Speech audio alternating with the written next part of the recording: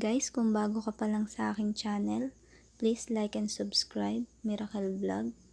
Ngayon ay tuturuan ko kayo kung paano gumawa ng account sa DiskarTech. Una, pumunta kayo sa Google Play Store, hanapin ang DiskarTech.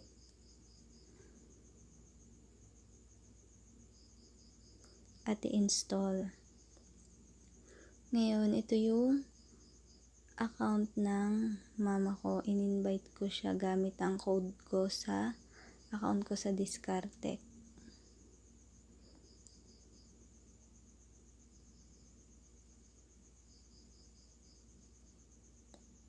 Yan, click open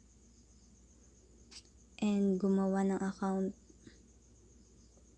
Magawa din tayo ng nickname. Ayan nga po pala yung code ko, guys. Kung wala pa kayong code, ay free kayo na gamitin yung code ko. At kung meron na naman kayong code, pwede nyo siyang ilagay sa comment para magamit naman ng iba.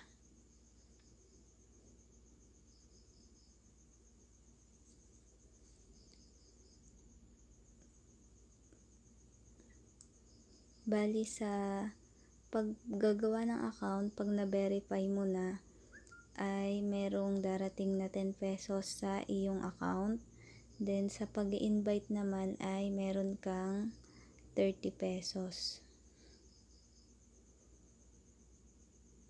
Ayan, pwede din yung fingerprint sensor.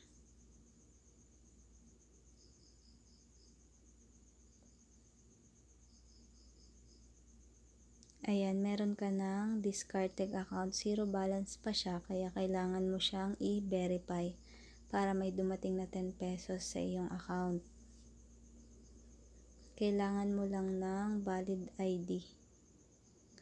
Ngayon, pinili ko sa mama ko ay SSS ID. Yan, sagutan mo lang yan. Eligibility. Personal details. Dapat kompleto lahat.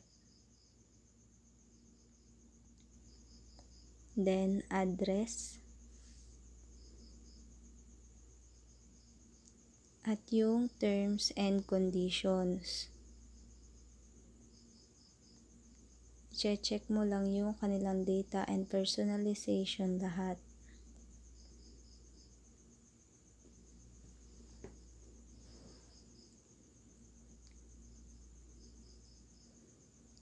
Ayan, SSS ID.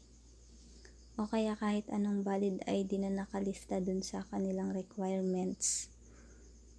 Ayan na. Allow mo lang. Ngayon, hindi ko na naisama sa record kung paano mag-picture nung front and back dahil daw sa security purposes. Pagkatapos nyo yan, scan ang front and back. May kita nyo doon sa bandang baba ng account nyo na ongoing na yung verification. Magte-text sa inyo yung DiskarTech at pag open nyo ng account nyo, pag nag-text sila na verify na, ayan din yung lalabas sa inyong account. Then, meron ng 10 pesos na darating dun sa DiskarTech account. Tapos, ito naman guys yung account ko. Kaya naging 40 pesos siya dahil nung nag-verify ako ng 10 pesos. Tapos, yung invite ko kanina, yung ginawa ko, ayun yung 30 pesos. Kaya naging 40.